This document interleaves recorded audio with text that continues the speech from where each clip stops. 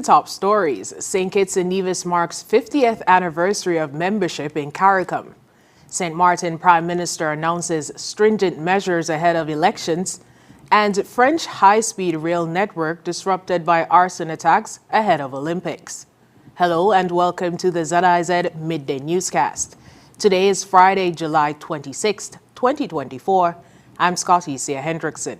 Nationally, the Federation of St. Kitts and Nevis is marking its 50th anniversary as a member state of the Caribbean Community, or CARICOM. The Federation became a member on July 26, 1974.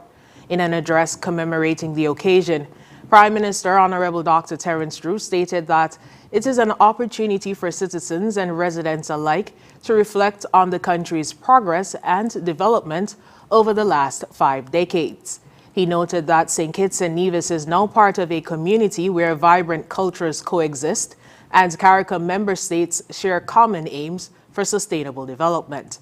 The Prime Minister emphasized CARICOM's contribution to the growth of sectors such as education and healthcare. Through cooperation, St. Kitts and Nevis and the Caribbean community have made significant strides in advancing the health and social well-being of our people. We have worked together with CAFA and the Caribbean Moves initiative to reduce the threats of non-communicable diseases here in St. Kitts and Nevis and throughout the region. Additionally, we continue to benefit from increased access to antiretroviral therapy, which has helped to eliminate the transmission of HIV between mother and child and allows those already infected with HIV to live longer and healthier lives. Regional cooperation in education through the work of the Caribbean Examinations Council and the University of the West Indies has provided affordable and quality higher education for many of our nationals. Today, the government of St. Kitts and Nevis is at the cusp of achieving its vision of having one university graduate in every household throughout the introduction of UWI's Global Campus. Prime Minister Honorable Dr. Terence Drew speaking on the 50th anniversary of St. Kitts and Nevis's membership in CARICOM. More on this in our 7 p.m. newscast. Prime Minister Dr. Terence Drew has renewed calls for violence to be treated as a public health issue. During an address to the nation on Wednesday, he recalled that this position has been recently formally adopted by CARICOM member states. Noting that St. Kitts and Nevis is not alone in its battle against violent crime, Prime Minister Drew said he is pleased that the United States Surgeon General listed gun violence as a public health emergency for the first time in June 2024. He believes that an all-of-society approach is needed to successfully address the issue of crime in the Federation. The holistic approach to crime fighting led us to create the National Security Task Force for treating crime as a public health crisis, consisting of members from the various arms of civil society and whose chief consultant is Dr. Isabel Williams.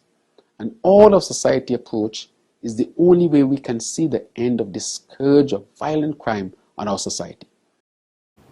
During his address, the Prime Minister outlined social intervention programs being implemented by his administration with the aim of having a positive impact on the people of St. Kitts and Nevis, specifically young men and the most vulnerable. I love and care for all our people, including our young men. We have expanded our mental health treatment capacity and services. We have adopted the National Drug Abuse Policy 2023 to 2028. We have implemented the Neighborhood Intervention Team. We have reintroduced the Sea Cadets and expanded the Infantry Cadets.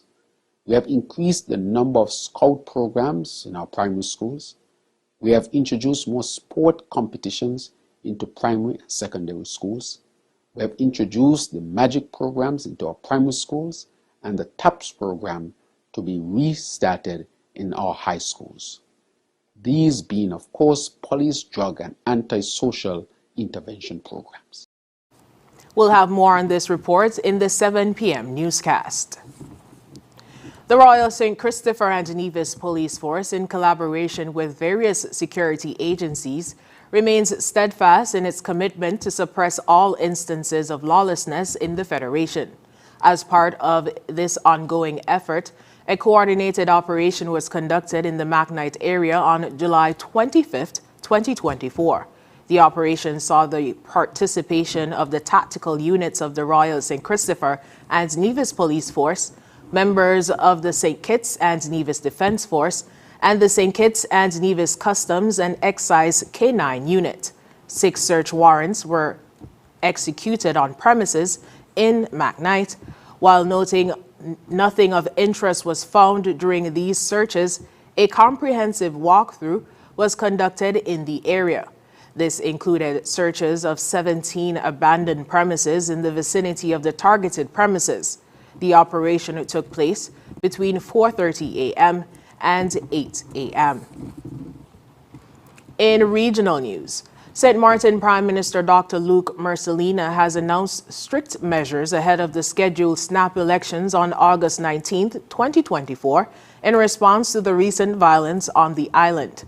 Public meetings requiring permits are cancelled, alcohol sales will be banned on Election Day, and political supporters are prohibited from gathering near polling stations. Security will be bolstered with an additional 25 officers from neighboring Caribbean islands, and a Curacao SWAT team will assist local police. Dr. Mercelina has also requested military support from the kingdom to enhance safety. These measures follow a July 17th shooting that left Wallachi Movement for Change leader Oliver Arundel injured and his wife Sabine dead. While Dr. Mercelina has stated there is no indication the attack was politically motivated, he emphasized the need for heightened security due to increased community tensions and recent violence. The Prime Minister urged citizens to refrain from sensationalizing social media messages, which he believes contribute to unrest. St. Martin's snap election follows the collapse of Dr. Mercelina's coalition government, which had been in power for just 8 weeks. Meanwhile, Antigua and Barbuda's Prime Minister has lauded the achievements of the Citizenship by Investment program over the past 6 months, citing its success and upcoming changes. Cabinet spokesperson Lionel Hertz announced that the price for acquiring citizenship through the CIP will increase to at least $200,000 soon. Currently, citizenship can be obtained for $100,000, but this lower price is set to expire at the end of the month to attract prospective investors before the price rise. Hertz praised the efficiency of the Citizenship by Investment unit, noting that its well-managed operations have made Antigua and Barbuda a preferred destination for the Citizenship by Investment program.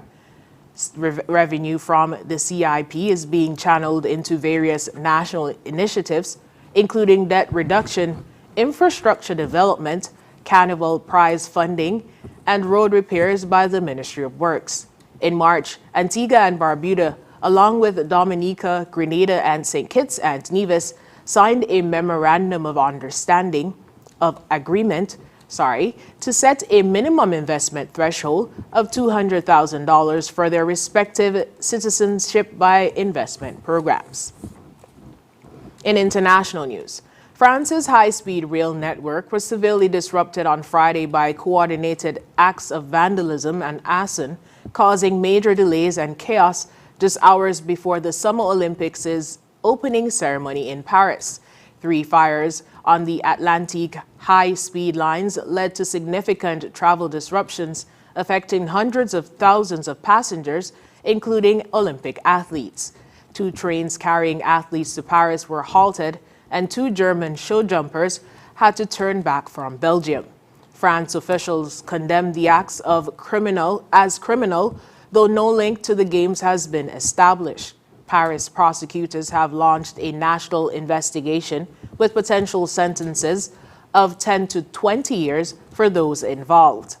Prime Minister Gabriel Attal stated that intelligence services are working towards identifying the perpetrators of these prepared and coordinated acts of sabotage. No injuries have been reported from these incidents. And former President Barack Obama and former First Lady Michelle Obama have officially endorsed Kamala Harris for president, marking a significant boost for her campaign. The endorsement announcement Friday through a video of Harris accepting a call from the Obamas comes as Harris gains momentum following President Joe Biden's decision to step down and support his vice president. The endorsement underscores the historic nature of Harris's candidacy as the first woman, first black woman, and first person of Asian descent to serve as vice president, now aiming for presidency. Barack Obama expressed pride in Harris and pledged full support of her campaign, while Michelle Obama shared her pride and excitement for what she called a historic moment. Harris, who has been friends with the Obamas since before Biden's presidency, thanked them and looked forward to a vigorous campaign period. The Obamas endorse represents one of the final major endorsements for Harris as she heads into the election cycle. And now for the weather. Present weather is cloudy with dust haze. Winds are a moderate breeze of 13 miles per hour from the northeast. The temperature is 28 degrees Celsius or 82 degrees Fahrenheit. Winds are 0.9 to 1.8 meters or 3 to 6 feet.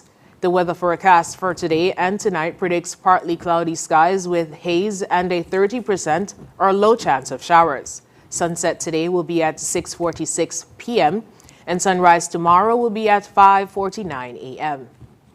And that brings us to the end of the ZIZ Midday Newscast. Join us this evening for these stories and more in detail. Thank you so much for joining us. I'm Scotticia Hendrickson.